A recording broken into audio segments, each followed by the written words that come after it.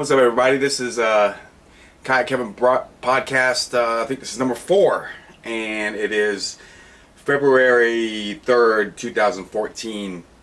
And today, I think I'm just going to go over some camera stuff. Had a good idea from a listener of the last podcast talking about I'm always stressing about and talking about how good the cameras and how good it was for me learning how to fish or fight fish better.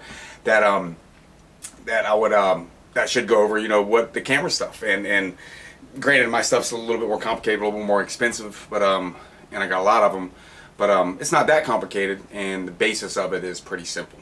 But yeah, this week has been interesting here in Virginia. It's snowed. It snowed on Tuesday night into Wednesday, and it snowed a good 10 inches here, which is like almost like a blizzard. It's like a wipeout here in Virginia.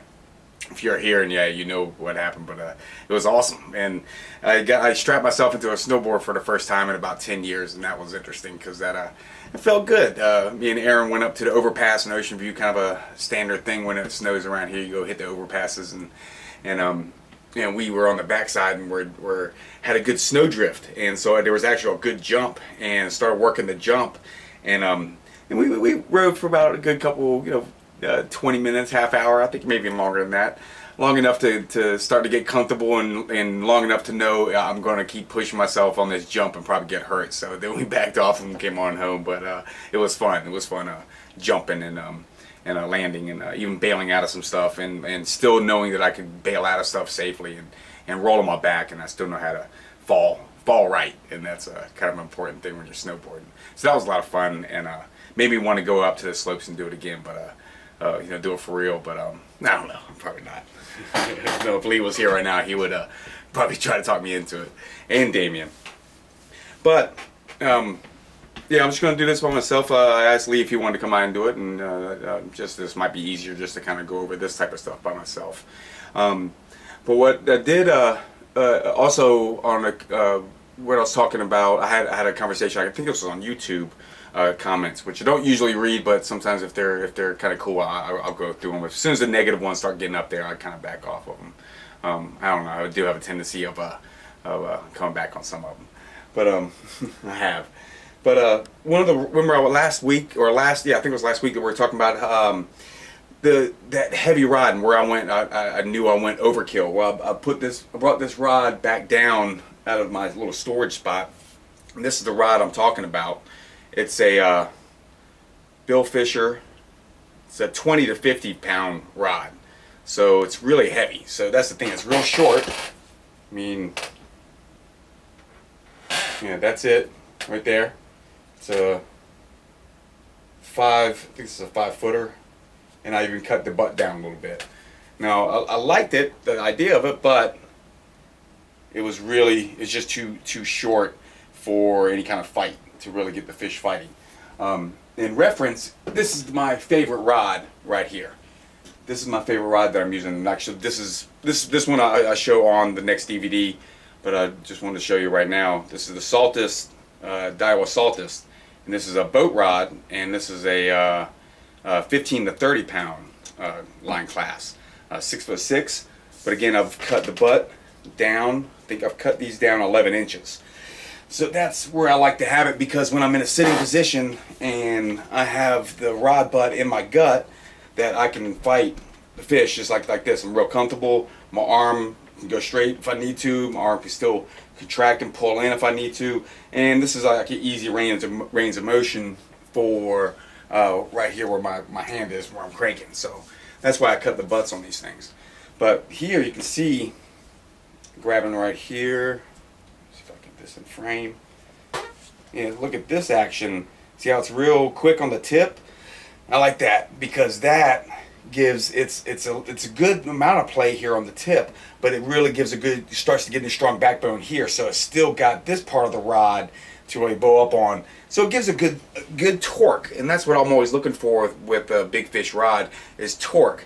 And that torque is getting me enough to get the boat going, to get my kayak to get going. That torque is going to give me the ride and the control of my boat during the fight while I'm hooked onto the fish. But that's what I wanted to kind of show what I considered was overkill was this little rod, and I kind of discovered that this year, and that's this thing. So this one's in retirement, and putting this one away. I'm not using this one. Going to this one, and my secondary rod is a new Pin Rampage jigging rod. I haven't caught a fish on it yet, so I don't know, but just by feeling on it, it feels really good. You know, it feels like it would be really good. So I'm using that. I haven't caught a fish. I had that out there for striper season. Didn't catch a striper this year, but I'll also have that as my my bait rod. I'm red fishing this year. All right. Check the. I posted up on Facebook when I was coming up here. If anybody's watching live, if they have any questions, there's a thread on my wall.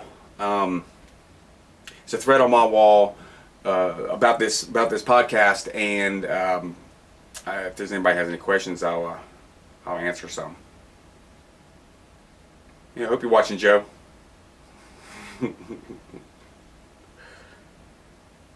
Joe Massini asked if we were live yet, and yeah, and we got 11 viewers, and that's cool. Yeah, I like that we have at least a few viewers, and I'm not just talking to Aaron because Aaron watches me. I'm just not talking to Aaron the whole time. The first one I didn't announce it, and I just had Aaron watch, just so I had one person at least watching me. I was thinking about doing that first one just to see who would watch, but I got 11 people right now. So if you guys got any questions while I'm doing on this, hopefully I'll remember to check the Facebook and check it out. I'll try to refresh that as we go too. But yeah, snow this week. That was fun. Yeah, already talked about that.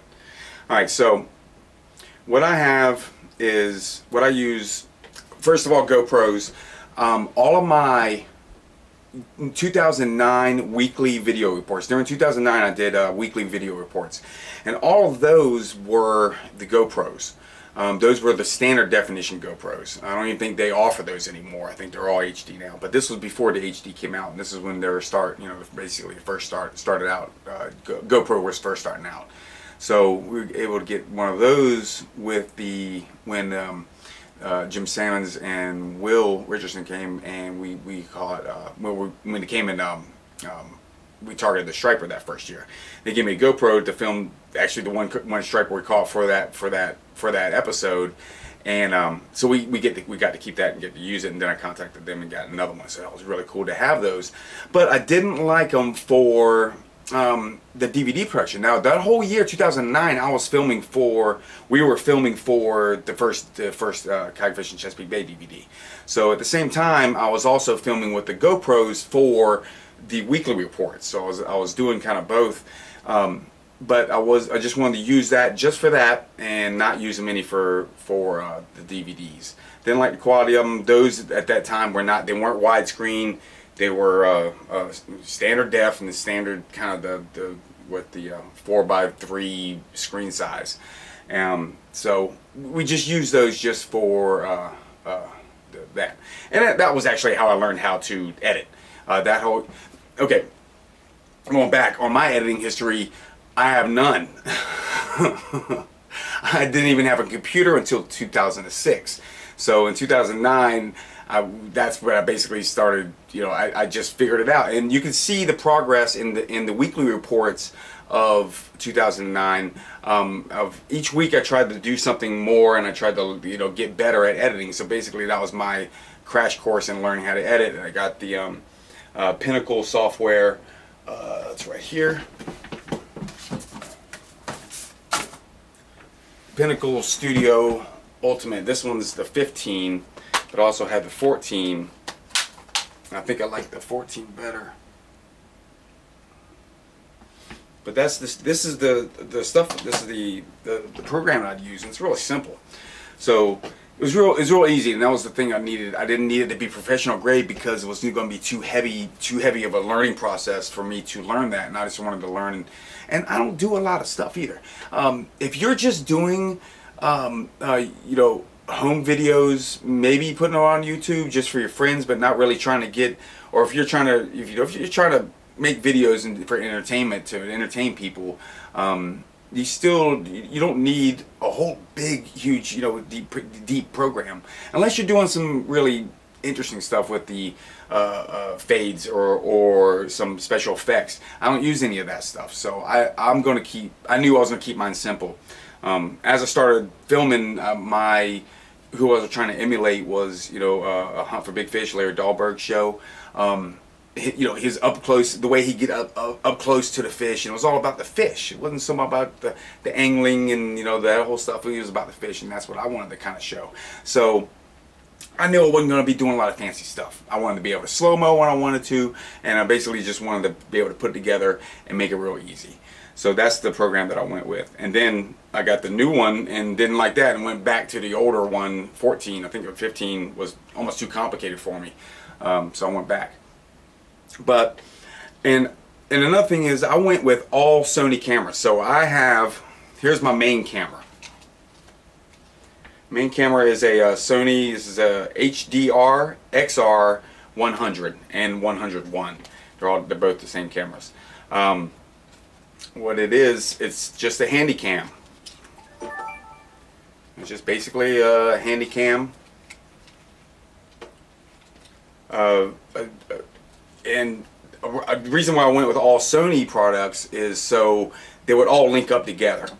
I didn't know if having different cameras made by different companies, they would set up the way they film or differently, and it wouldn't fit together right. So that's why I went all Sony. But I started off with standard definition cameras, and then I quickly realized that wasn't going to really cut it for the DVD production. And from standard def to high def was a couple $100 more jump, but it was worth the quality of it. So I started off with these cameras, which were nice, and there's some advantages actually to these, and that's why I'm still using them. But these are DCR SR47s, Sony Handycams. These what I do like about those, right off the back, I'll tell you that the battery, when I use the large batteries, they last longer in these. I can film for almost 5-6 hours straight with those batteries on here, and there's more room on these discs, so I can get more footage on there too. But the quality is not as good as these, of course. But it's still, if I need to capture footage and I don't want to miss anything, that's kind of like the go-to. I can put that on, and actually these cameras have saved the day. You'll see in the next movie, Jay had one on his bow. I gave that one to Jay. Me and Lee had the HD cameras set up for us, and ours ran out right before the fish bit.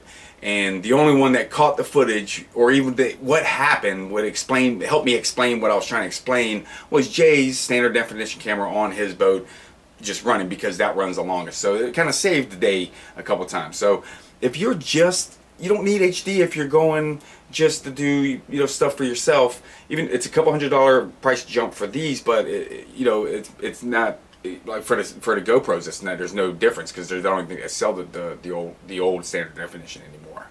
So but that's what I did. I started off with these, thought I could get away with it. It wasn't going to work, so I moved up and got high definition ones. And I have 2 of these, 2 of the standard defs, and I have 4 of the high definition ones. I have one that is broken since then, but I've had these running since 2009, 1,000 million trillion hours a year, and I've only had one break, and that would just happen. So that's pretty good. That's pretty good quality in my eyes. But of course, they've always been inside the cases when I'm using them. They hardly have any. They almost look kind of brand new since they've been inside the cases for all their use.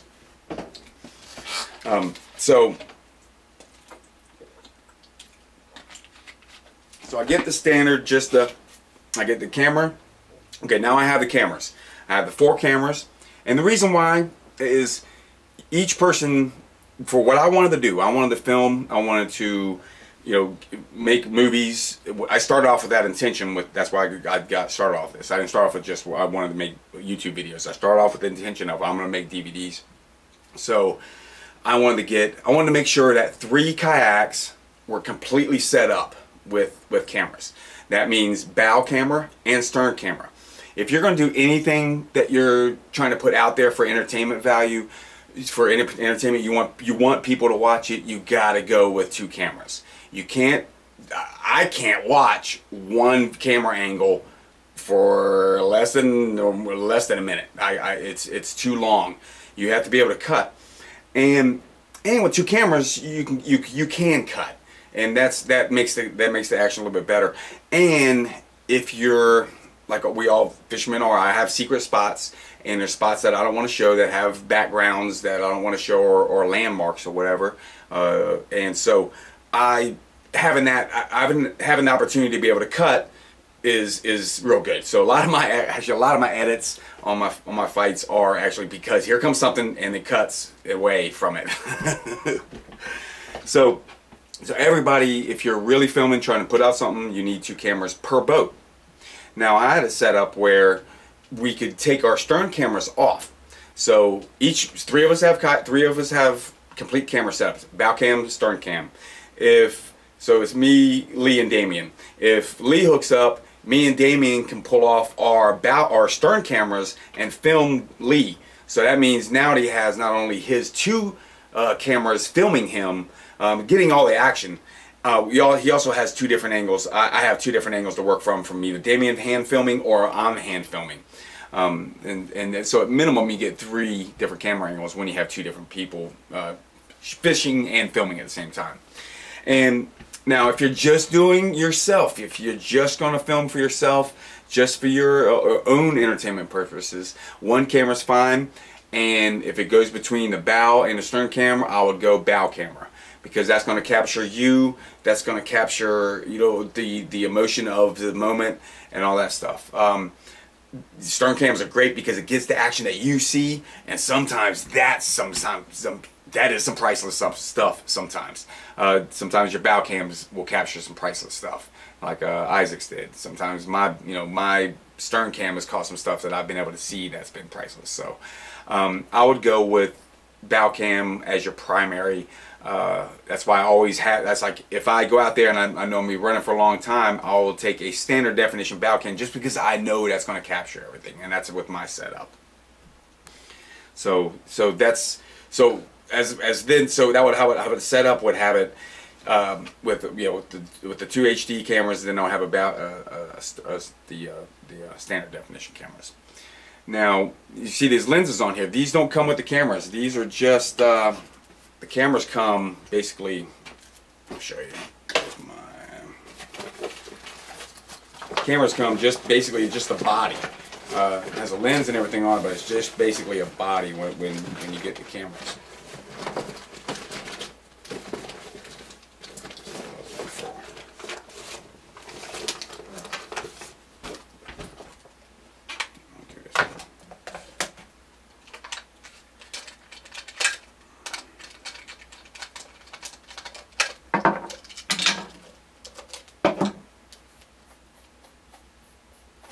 These cameras come, that's the camera. That is the complete camera. You can film just with that, with this battery, the small battery that comes with it. But now what I have are lenses, wide angle lenses.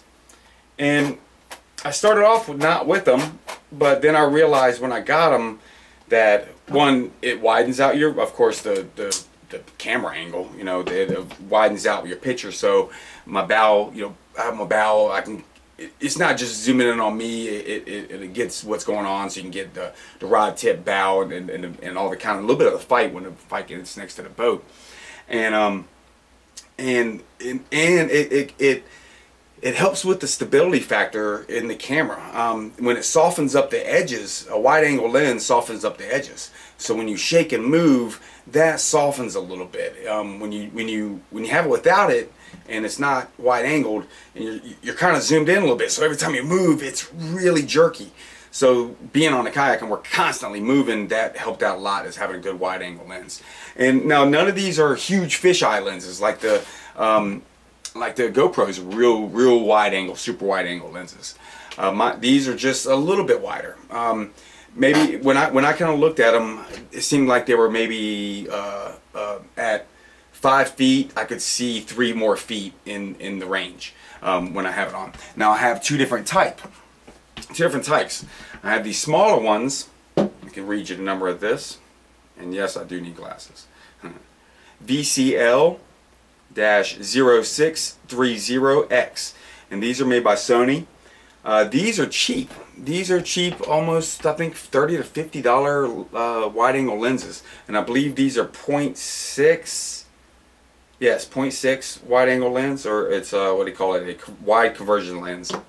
Those are the cheap ones. Now I like those for the bow cameras because they're wider than these other ones here. These other ones are also Sony. These are 0.7, so it's not as wide. I'm not sure. I can't explain to you how that works out with the numbers. It's numbers, so it's out of my out of my expertise or even knowledge. VCL-HG-A07, and these are like $130, $140 lenses. They're heavier, they're thicker glass, but these are such high quality. These, if you have the Bay-Tour, there's sometimes when I'm panning like this, using this lens, the edge goes like this. It kind of like wobbles. So that's these lenses. It's just the quality of these lenses aren't the best. So it would made this weird kind of wobble. These are smooth. The edges are great. When I'm trying to do close-ups or handheld shots, I'm using this lens. So these cameras with the big lens on them, that's the ones that are on my stern cam, because I want those to be able to, they're just such high quality. They're really made for HD cameras, and that's what I have on there. And I like the wider angle, you know, cheaper lenses, even though it's on HD camera. I like that for the bow cam because I have a wider lens. Yep. So that's my lenses I have on here.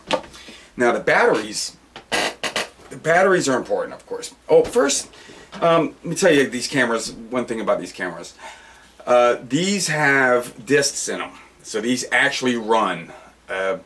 They have them now where they just have the cards, and I have the card capabilities in here, but it seems like they don't. I have a trouble with them always kind of working. I've lost some footage on the cards. Maybe I'm not doing them right, but these I've had a problem with these discs, the disc drives. Just besides that one, the problem is with them. The major problem with them is that they get hot. They heat up really bad. They're in housings. These things get so hot they get pressurized inside there. These do have a heat sensor that they will shut off before they get melt, which I'm glad they do because I know I would have already melted these things off by now. But that's one problem with them. So I don't know. I used to have fogging problems. You can see in some of my footage of the inside. Sometimes I would have fogging problems, but these do get crazy hot. So that's the one negative thing about these things, that they get really, really hot. But the batteries of them have gotten cheaper. They've gotten way cheaper, or you know, knockoffs. This is my battery bag. This is what I take out when I am when I'm full filming. I have bags of batteries, because with the HDs I can go 3 to 4 hours, heat and all that stuff. And also these batteries don't last forever either. The last ones I've used, they went 2 years before they started losing the charge, where I couldn't predict how much time I had on there. I would put them on, sometimes they'd work for an hour, I'd put them on, recharge them, put them on again, they'd work for a half hour, and I would lose a lot of shit. Lost some great fights because of that, and so I bit the bullet this year and bought a whole new set of batteries. A whole new set means like 2 batteries each per camera, at least, so I can change them out. And then also when I go on camping trips, I had to take 3 cameras, so then I had plenty of batteries. I was able to go, I think, 4 days, pretty much filming every day, yeah, I was able to go 4 days with them. And these are the cameras right here. This is the Sony ones. These are, let's see, let me give you the numbers here. STR FH100-JWP. That's Wasabi Power is the name of the company who makes the knockoffs, and these have gotten down to almost 25 bucks now. Sony has them for 75 to 100 bucks each, and so Wasabi Power, like, maybe they don't last as long, but 2 years the last ones I used, and they have warranties on them actually. You can find them on Amazon, Wasabi Power, and it's funny, but it's what it's called. And these are the batteries that I use. So I have whole bags and bags of these. And so that makes the whole camera. Now this is the bottom piece for the Sony underwater housings. It goes on there. They have them set up. Let me show you the box to these. Well, let me show you what they look like too. This is the underwater housings. I'm gonna get into detail on them here in a second. Let me show you what the box of them is. What the box looks like.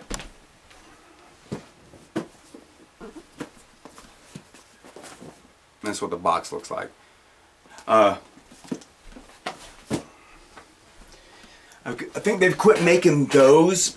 I think they are now making a different one, a different model than these. The thing is, they're black, and being in the sun, that thing's gonna cook. If you notice, a lot of the footage, I have these. I have athletic tape actually taped on these. You can see here the residue from it, and that was to keep the sun directly off of the camera inside. It's already gonna be hot as hell inside that thing, so I wanted to at least cover it up a little bit, and it helped out. It seemed like it helped out. Or I have paper inside this. I just put some paper on the inside and try to keep the sun directly off of the camera itself. Now this is basically my protective housing that I made with just foam and duct tape. So I just kind of form fitted some foam around it, made a base for it, and duct taped it all up. And this is to protect these lenses. I'm really surprised after 5 years of filming now that I haven't broken these yet.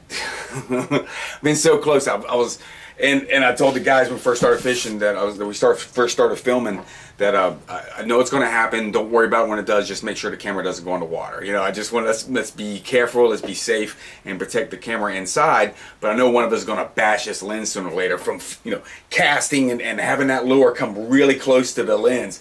I've almost done it a million times. A tog weight, setting it down and having it swing. I mean, it's come so close so many times. I'm really surprised I haven't done it. But yeah, and there's no replacement for these. I called the company when I first started doing this, or emailed them or whatever. I contacted them and tried to find out, okay, if I bash this lens out, there's screws right here. Can I take the screws out and replace this piece? No. And so I went ahead and bought spares of these, have them for backups. So I would always have some good ones. Now, these are really cool. And what is cool about how I have my setups, even for YouTube filming, is I have audio, and that's the difference between this stuff and you can my footage and a lot of the GoPro footage, because you usually have to have music with the GoPro footage because there's no there's audio there, but it's not good enough. I have stereo audio. These things actually have a stereo piece right here. Actually, watch this. If you're watching live, I can do this and show the detail of that. There it is. So these are the microphones right here. These are the mics. I got a stereo mic right here. And on the inside of this, it's got a plug. Alright, this plugs right into here, and when that does that, it reverses. Let's leave this on. Okay, so I got my screen, showing that play or whatever on that, right? See that? When I plug this in, it reverses it. Oh shit, I don't have.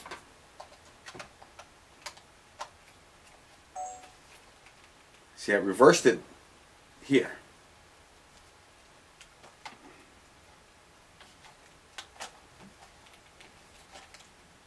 So I reversed it like that. So when this goes in, oh, I got the wrong camera to do this. Took the base plate off that one.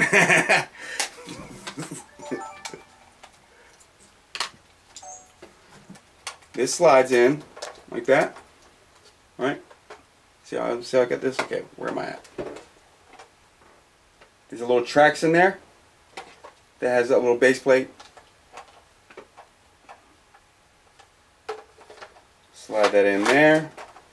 I have these desiccants that I put in there that are moisture absorbers, like little what are they, clay pieces, and I microwave those and get them dried out, and I put them in here, and that keeps the moisture out. Close that up. Now in here, that's reversed. So there's a mirror here. So now that should be straight. Yep. Blah, blah, blah, blah, blah. Is that right? You see? Yeah. And there, now it's all straight. So it's got a mirror that comes out and reverses it, boom, boom, so you can actually see. So I can actually see what I'm shooting. Not like a GoPro where you just have to shoot and you don't know where you're shooting at. Now the thing is, you can't see shit during the fucking daytime. This thing, if you have glasses on, this thing is so dark and it's just so much, it's too bright that what I do is I cover up. So what I do is I'm filming and I'll cover up like this. I don't know if I can see it. I'll cover up so I can see. So I'll cover up with this hand, this arm, and use the controls because I can zoom in. I can zoom in and out with this housing.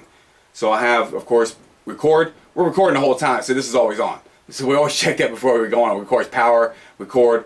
We have mode and all this crap. I don't mess with that. All we need to do is know how to zoom in and out. And we don't do that a lot either, because it's the closer you zoom in when you're filming out of kayak, the jerkier and more it's not going to be that good. So so I cover up and I'm able to zoom in, hold it with this hand, brace, and I can absorb, and I can really control my shots with this.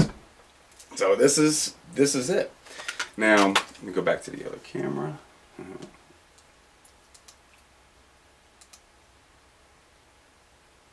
Yeah. Now, see, it's got nice little. It's really airtight in there. Now the thing with these, okay. Real quick, I'm gonna check before I go on more details on these setups. So I'm gonna check the Facebook stuff and see if anybody has any questions. Nope.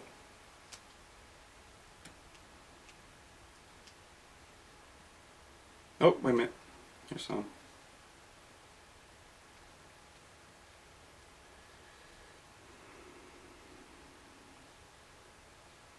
Ah. I've seen these all over. Jason Parsons. Live or lure? Well, it depends on what I can. Lure if I can get away with it. Live if I have to. How's that? And that was some Jason Parsons asking me live or lure. I'd much rather do a lure because it's a contact. You know, you're casting. Of course, you know, sight casting. I'm going to sight cast artificial lures. But if I will have a bait dragging behind me too at the same time to catch fish that way.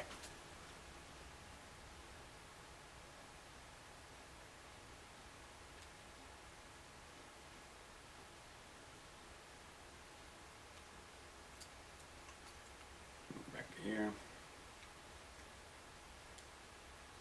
Oh, wait a minute. All right, look at some more Joe. That sounds good, man. How many rods do you take out for big reds? How many cameras do I take out for big reds? So Joe, talk about the waterproof cases for the cameras. Can't find them. Okay, yeah, these things. That was from Dan, Daniello. Yeah, these housings are hard to find, man.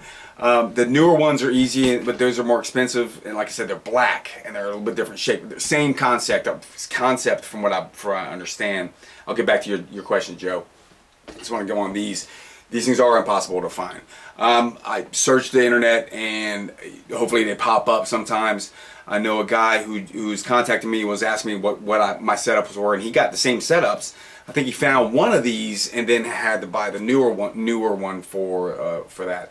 I still think you can just Google Sony Sports Pack, maybe underwater. The number on these are SPK HCD. That's on one of them. That's on that one. Different numbers, but different letterings on them. Like this is a HCD. I'm not sure what this one is. HCF, but it's a Sony Sports Pack.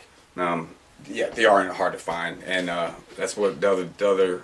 When I was upgrading on my newer ones, I bought two. I found two and tried to get those because those are they're terrible to find. Now, Joe was asking how many cameras do I take out when I'm going fishing. It depends on what I'm targeting, and it depends on what I film. Going camping, I have 3 cameras. If I'm just going fishing, say I'm going just to the island or something like that, catching smaller fish, tog, sheepshead, spadefish, that type of thing, I'll use 2 cameras, a bow cam and a stern camera. Now, what I've been doing with this, I had a day when I caught a bunch of reds when I was red fishing this year. I used 3 cameras. I used bow camera, stern camera, and then I was sight casting, so I was standing up a lot. So I had a camera set up with a monopod camera set up with a dog bone. I'm already show some more what I used for this, but I had that one basically set up on me. So as I stood up, it had from me sight casting. Also, when I'm sitting down, I would have like my head and the rod, so it gave it a little bit different angle. And I could use it for release shots. I could set it up. When I was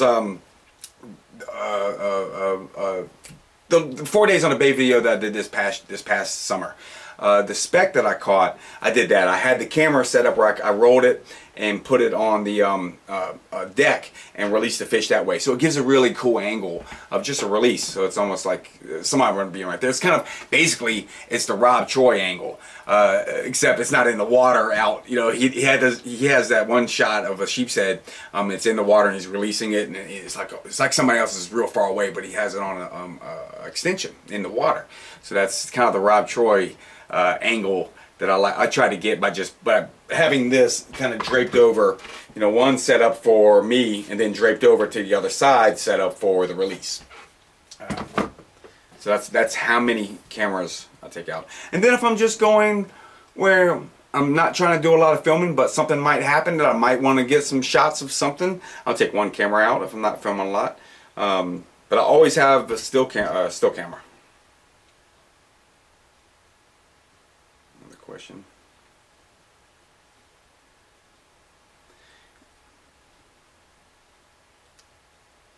I'm sorry. Yeah. Call me Dan. I'm sorry. I was just looking real quick, man. I'm 43 and I can't see shit, and these are really small. I saw DANIELO, Daniello. Still cameras. I do always have a still camera on board, no matter where. If I'm just going out here to my backyard fishery. What I have is the Olympus. These are getting cheaper. This is a Stylus Tough 60-20 40 megapixels. So these are magazine quality, and that's what if you're doing shots and you want to give shoot magazines type quality stuff, this will get away with magazine quality stuff. It's good enough for that. These are actually good enough for even the prints that I used. I shot all those prints with this. So it's really good quality. 14 megapixels is pretty wide. Completely waterproof. What I don't like about them, it's slow. It's really slow. It drives me insane. I love seeing something and being able to get a shot of it. I don't know if they've gotten slower, but I remember the first ones, they weren't that slow. I could pull it out of a pocket, turn it on, and shoot a shot of a bird as it went by. This, it just takes forever. It takes forever. So that's something I don't like about this. But it takes great shots. I think Jay had a different camera that seemed like it was a lot faster. It was like, I remember shooting him, and it was just bam, bam, bam, bam, bam. It was every shot. It was high quality pictures. Can't remember if it was waterproof or not. I remember having it in a waterproof case, but yeah, that I would love to have that for my next camera or something like that, something just faster. But small like this, these are perfect for kayaks, of course. Really small, great camera, but that's what I use for a still camera. That's always out there. Now the housings, when I first get them, they're gonna have the mounting for the camera housings. I'm gonna switch to this again. That comes, you know, with that. Whoa. With that, right? That's your mounting piece, right? Jeez, right there. And all it is a screw hole, right? That's all it is. This 5-pound camera is going to be held on by that, so that's the issue. Now, with that's what it starts out with, right? We go up and start off with that. That's what it starts off with. Here's what this becomes: a permanent stern or standard definition bow camera. This is what the BC bow camera is. That part gets ripped off. Okay, this used to be a stern camera, but then this piece got ripped off, and so that's now a permanent bow camera because it doesn't work anymore with with any kind of mounting systems. Now, another thing is, when you do put a mount piece on there, if you leave it on, mine have rusted on. So now these are permanently have to be used with the same tripods. So now we have a standardized tripod that we have on all of our kayaks because these are our permanent stern cameras.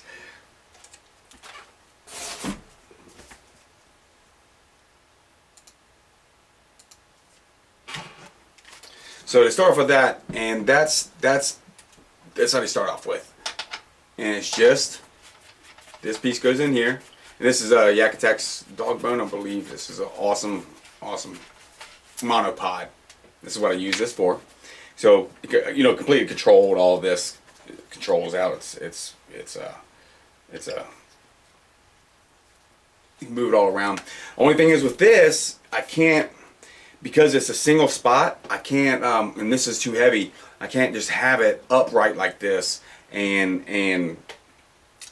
have, because it really wobbles a lot, so it moves too much. So that's why we have to have the tripods, you know, completely zip tied. If you see how I set up my Trident 13, have the tripods mounted to the crate, which is zip tied, so you know, completely doesn't move to the boat, and it's all really tight, because just a single spot, it moves too much. It's just too many moving pieces, and the plastic gives way. So that's what we do with that, and that's when these cameras are. So we have a couple of cameras that are just set up for stern cameras, and then bow cameras that are set up, basically the ones that are broken off.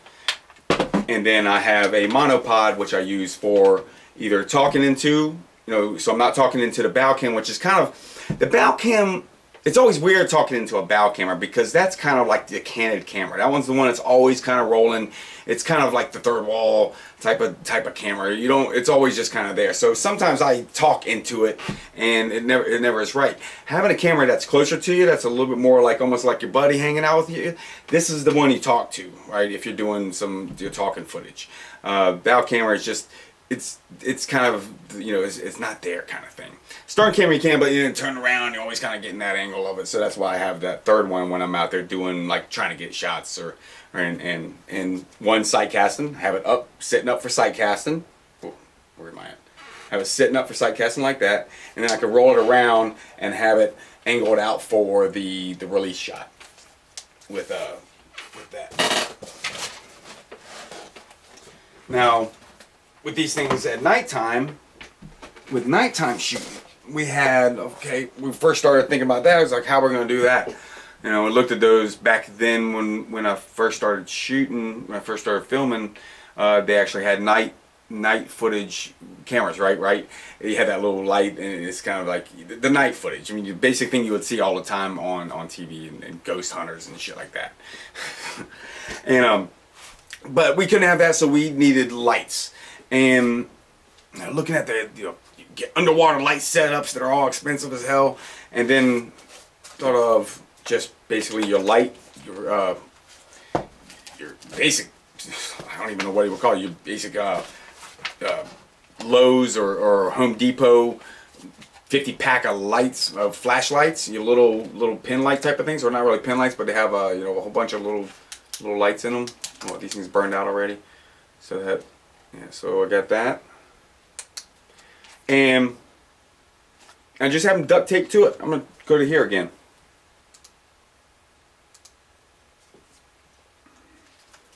It's basically just duct taped to this camera, and that's all right because I have to change out the batteries and have to cut. You know, this has to come out anyway. They'll hold on for that day of filming, and okay, got both of them working. And what's really cool about it is it spotlights. See it behind me? It spotlights. So you can actually shoot like handheld shots without having to look. You can see great at night. With this light on, it looks great. You can see, but you don't have to because you can aim that dot and get the shot just by that way. So that's always kind of cool. Once we found that out, and I was like, we kind of lined it up, and we have these rolling when we're shooting at nighttime at the ships, and we have these rolling. We just have them, the lights on, rolling. And the thing at nighttime shooting was we had that rolling over top of our shoulders, and then if we hook up with the fish, I would have, you know, me or the guys would have to have one of these. Oh, I should have brought that over here. You know, your yellow waterproof lanterns that you get for $5 or $10 or $6 at Home Depot again. The big battery ones. I would have one of those, and I would put some plastic bag over top of it. You know, I'm gonna go get it real quick because it's kind of a cool thing. Real quick.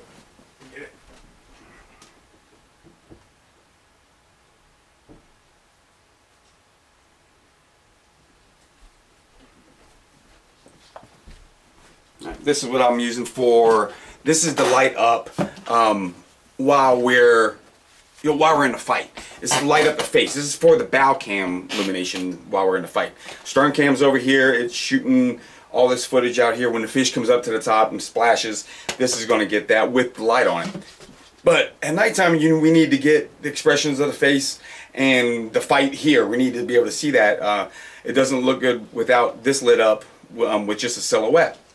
So what I have is one of those, it's ever ready light, and I've taken plastic,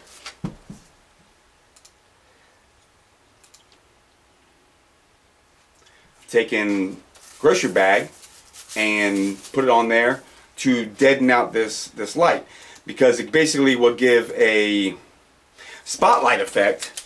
So with this, it really just widens out the light. Because when it's on you don't need a spotlight on you. I just need it to be lit up enough to be able to see. Now the problem is, if you didn't have a stern cam, if you didn't have these lights on, you turn this thing on, you're blind, and that's what happened to Rick in that first fight on the first video. He didn't have this light, but he had his headlight. He put it on, put it in front of his face for his bow cam to light up. Didn't have a stern cam and was blinded. So the same thing happened with Lee. So you had to have this. We learned we had to have this before we could put this on to get our nighttime shots. And another thing about this housing, this my custom housing to it. See, I have a cut like that. One, when I'm traveling around with it, you know, the little piece is on there like this. And two, when, you know, splashes on the lens is going to happen. I used to stress about it when I first started filming, and then I realized it's just going to happen. Dahlberg didn't worry about it so much when he's in the middle of a fish and he's splashing it, it's getting splashed. You know, it was kind of made me feel okay about it. I didn't have to stress about it. So, but if you can try not to get water on the lens is great. So what I was doing was the intention of this, cut like this, is while I'm filming and say I got a paddle, instead of putting the camera down and paddling and the paddle drips hitting, bam, splashing up into it, we protect the lens by putting it in the case. And I have a cut like that, so the the viewfinder was out, can stay out, and you can leave it in. So I can put it in, paddle over to Lee, pick it up, get my shots. You know, and it paddles, it gets pulled away. I can put it back in here, paddle back to them without worrying about getting water splashes, because you know it doesn't matter. You can have a face in you. You know, you're gonna get water on it. You put your glasses, take your glasses off, and paddle for anywhere for a second, and I'm sure you're gonna have water specks all over it. So that's what that design is to cover up, not only protect the lens, but protect the lens while filming, not to get water specks on it, if we can help it. It happens, it happens. Sometimes that ruins some footage too. Yeah, sometimes it's pretty bad. And also, what I've noticed with this, if you see some of our footage that if salt water dries on these lenses, they dry up and the salt will remain. So it completely blocks the lens through that spot. We take this, you see us take salt or just fresh water, take our water bottles and splash it. We don't wipe it, we just splash it. Because it might leave little ring marks, but fresh water won't leave that salt. So fresh water actually dries out and might leave ring marks, but you can see through it. It's not going to affect the quality of that really shot as much, not as much as leaving salt water drips on here. That's what happens. That happens a lot. I think what that 51-inch fish that Shante caught, had a big old glob of salt on it. You could hardly see any of the footage. And I think Lee, I even got some footage of Lee like that. That's the salt was just crusted up on there. So we tried to pay attention to that. And that's also the problem with, as long as we've been filming now, we forget those cameras up there. We completely don't even pay attention to them anymore. I mean, I have to remind myself of how long it's been, then go check on the cameras. I'll go around, everybody check on the cameras, and take out the batteries and replace them. And it's kind of a pain in the ass. So taking out the batteries is one thing about the standard definition cameras. These batteries were easy to take out.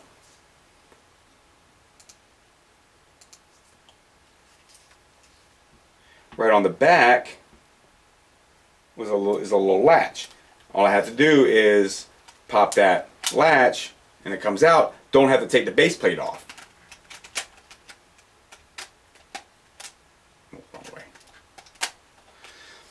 The thing with these HD ones, the latch is on the bottom. So I have to take these off. So that's a pain in the ass. And the biggest pain in the ass about it is you don't want to get any water inside the housings, because you get any water in there and you instantly got fog. You know, you instantly got issues in there. You tried the whole fight is to keep that thing dry.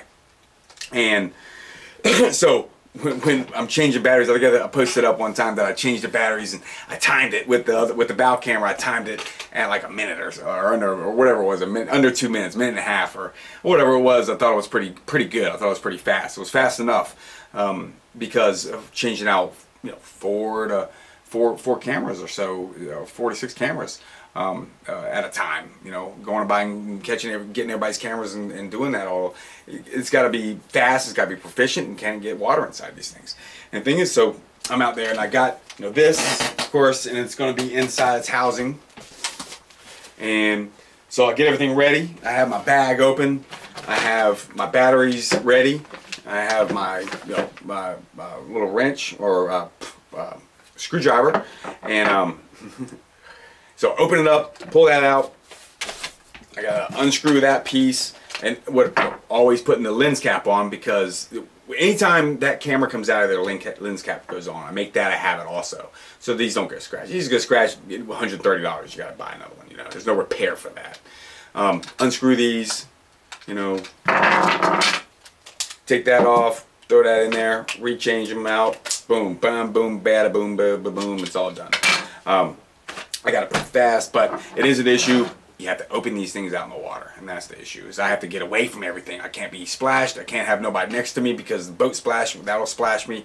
Can't really even do it if it's rough out there. I have to find, you know, get behind, you know, the island or the bridge pilings or something to get away from getting splashed, because I'm trying to get water inside these things, inside the housings. And we've had some, like I said, some fog issues and the heat issues, but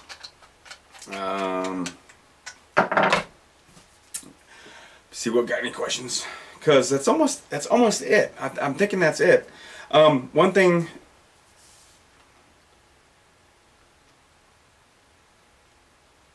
See if.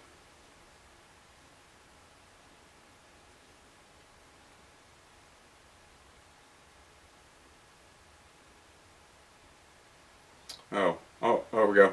Got some more. Where is Beckley came on. How long does your batteries last? Yeah, the standard definition ones with these batteries, these are lasting 6 hours. The HDs, they're lasting 3 to 4 hours. And I went over that before. You probably just got on Beckley. But those, yeah, so that's how I can let them go for that long, is these batteries can really go for a long time. Now, when they start wearing out, I was talking about how they were unpredictable, and I lost some fights because of them being unpredictable. And also how the standard definitions were kind of lifesavers a lot of times. But I can go 3 to 4 hours with my standard defs. My high definitions, my standard definitions are 6 hours or so. Now GoPros are good for what they are, and I mean you can get high quality stuff. You can do entertaining, great stuff online with them. It takes a lot of work, but you got to get the thing. You need a couple of them if you're going to do that type of thing. What's the new TG2 by Olympus? Is that a camera? I haven't even looked at the new stuff. I don't look at the new still cameras until this one breaks and it's starting to shit out on me, so it's getting there. So might be by summertime I might be in the market for a new camera. Anything that's just faster. So I'll be I'll be asking everybody what they have. I just leave them rolling, Jason Parsons. I used to you leaving them on, or even leave them recording, burns the same amount of batteries. I used to think that it was different, so I'd try to reach back and hit record on the stern to try to save some batteries, but it doesn't. So I just leave them running, and I just try to time them out, and that's why I have, a couple $100 worth of these $25 batteries, because I'm going to change them out with everybody out there. So yeah, I just leave them running. But that's how you get everything. It's really how you get everything. You can't ever time out. The only time you can time out a fish biting is if you're sight casting to them, if you come on like that, or if you're baiting fish, if you're tog fishing and using slocum. If you're using some secret baits they're super hot on it, they're immediately going to hit. You can't. There's no way to predict, the fish bite, and that's what you want.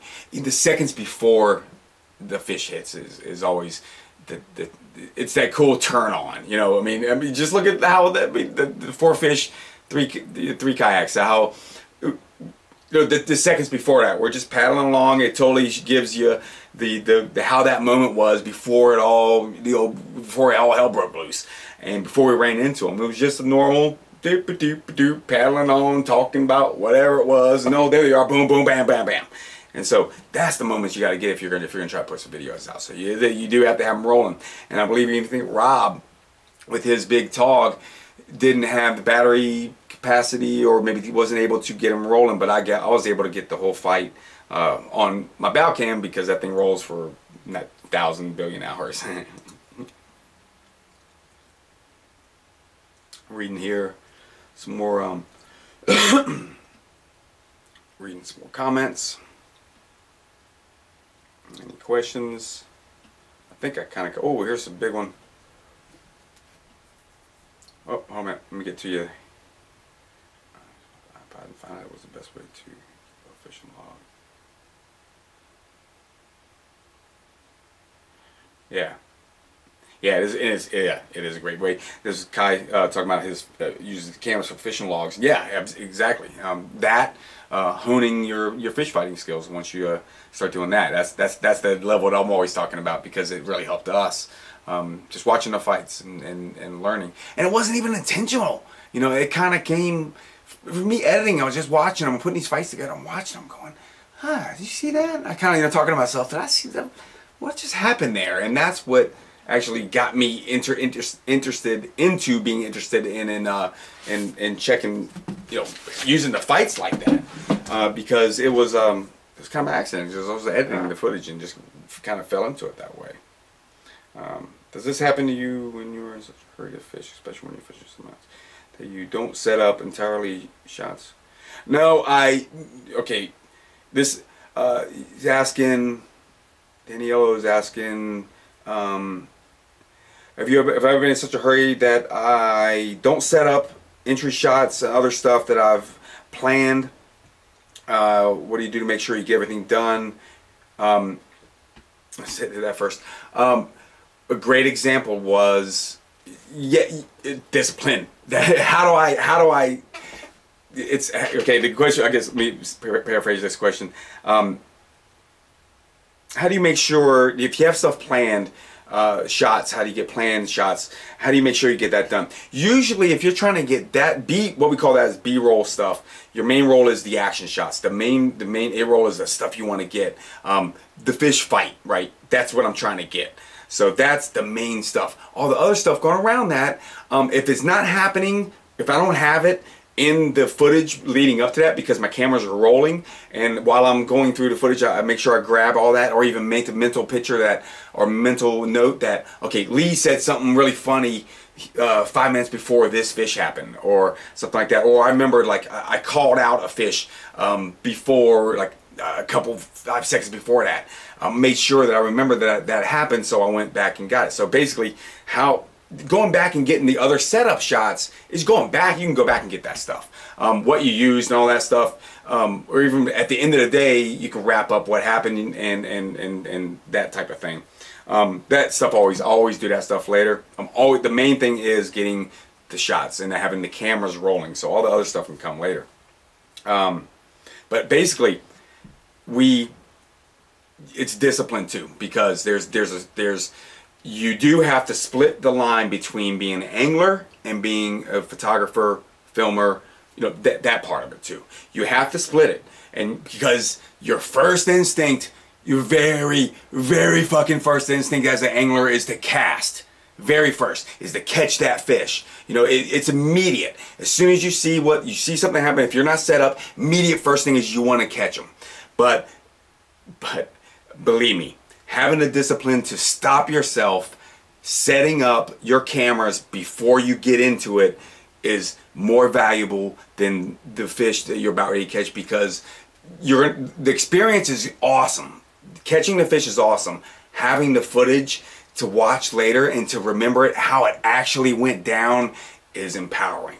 So having that, making sure you have that, you have to have that cameraman discipline to wait, stop, put the cameras on, because we did it. We had the instance of the kayak fish fights, my big 51.5 incher and Lee's under 2 minute 47, 48 inch or whatever big it was. That was, we talked about, we went up to it and we thought there were small fish, made cast on them. We realized there were bigger fish than we thought, weren't set up, didn't have cameras set up, and had enough discipline to, stop, everybody stop, back off, put the cameras on, because without that we would have lost some fantastic, amazing shots. You know, that was amazing few moments coming up after we set those cameras up, and without that you would have missed it. And I regret not having some footage of some fights. Believe me, there's some footage that I didn't get because either I didn't change out my batteries, I was too lazy to, or they ran out and I didn't get them in time, or I didn't know. I tell you, the lazy ones, the one that I was too lazy to change out the batteries, are the ones that will burn you the most and the ones I remember the most. And and those are the fights that you don't want to miss. You know, you don't want to miss them. So it's having that discipline, and it's the hardest thing for an angler to turn into a filmmaker, is because you have to stop. You have to stop, and sometimes you have to sacrifice your fish. The shots that we have, if you have the second movie, the second DVD, the second fishing DVD, there's a shot of Lee and Mike getting into a school of stripers. That was me standing on my kayak getting those shots, because I knew that was more important than me catching another fish. Getting that was more important. So that was me turning into more of a filmmaker, and stopping my immediate angler sense. So it's just discipline. Any tips on us camera shy we like to talk on it. Don't want to talk about. Camera shy, I don't know. That's something you have to work on. I was lucky enough to be, I've been on stage my entire life. That's one thing, a lot of people know about me, but I don't know if, maybe some people don't. Is I've been on stage since I was in 3rd grade. I've been in plays all the way through up until high school. Then I was in bands from then on out. So I've always been comfortable on stage, and that's one thing that you do have to learn. And one thing is, one thing if you're doing narrations, and you're probably gonna first start off doing narrations. That's the most difficult thing. Standing in front of camera is actually easier than performing a good narration, because standing in front of camera, you're going to be a little bit amped up because you're in front of the camera. You're probably a little bit more excited. When you're doing narrations and you're just kind of reading or talking your lines, all my narrations I write out, so I make sure I get the information out, and I still screw them up. But you have to say it like you're talking, you're having a conversation with your friend, an interesting conversation with your friend, almost like he's across the room. I use actually my narrations on all my videos. I use my cameras, because my standard definition cameras, because it's an MP3, MP4, MP2 comes out as an MP2 file or 4. And I use that I pull it just as a video, pull it on my audio, and I use it. It's real easy that way. So I have these set up right in front of me, and I'm talking to them. But it's real easy to talk your lines and just kind of say your lines like that. But what you really want to get across is like you're talking to your buddy across the room, so you're projecting. You have to project, but not project where you're yelling at the camera either. And I have, I have that problem. Sometimes I get too excited, and I end up yelling at the camera, and it's almost like, like pro wrestling style. Oh, you start yelling, and I got to calm that down. A lot of times I consciously calm that down, because I know it comes across really harsh. And so there's a fine line between being too excited and being too boring. And you still have to, when you're talking lines and when you're talking on the camera, you have to be animated enough to entertain, because it's a visual thing, and I tell you, if you want, watch a lot of Anthony Bourdain for narrations. He has the best narrations. It's one of the best shows ever. If you can speak in your own voice with something that you wrote, and almost like the way he does it is like a poetic type of thing. But if you can do that, that's where you got it. Like I try to speak my lines that I've written for myself, but I try to speak them in like I'm talking to my buddy across the room about them, like it's part of a flow conversation, and that's the hard part.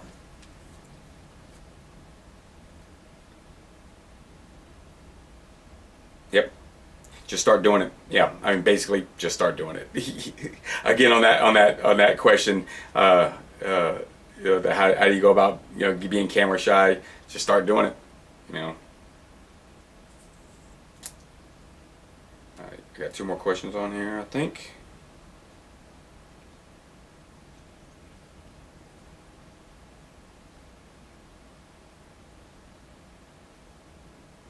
Oh, okay, cool.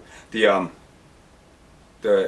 TG2 that Beckley was talking about here is a camera that Rob and Jay shoot.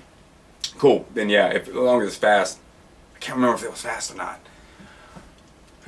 It's a speed thing that gets. I want to be able to snap fast, in focus, clear shots, all that stuff. Just want to be able to do that faster, cheap. Oh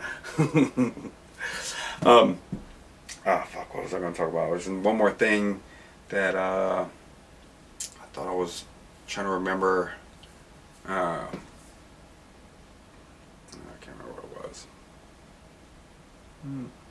But anyway, I think I'm gonna call it up. That's about it. I've been yapping for about an hour, and I can go longer. It doesn't matter.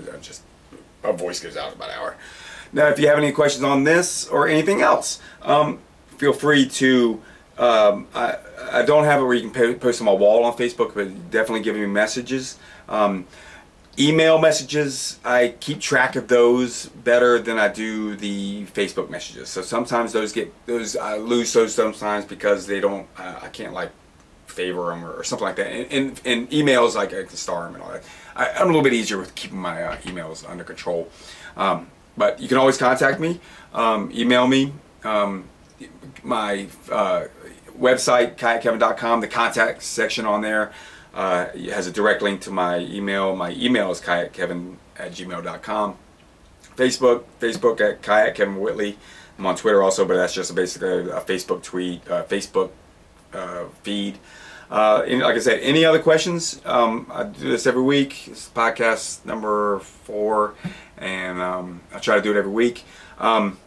Might go a little bit more on tackle again next week, or that's right.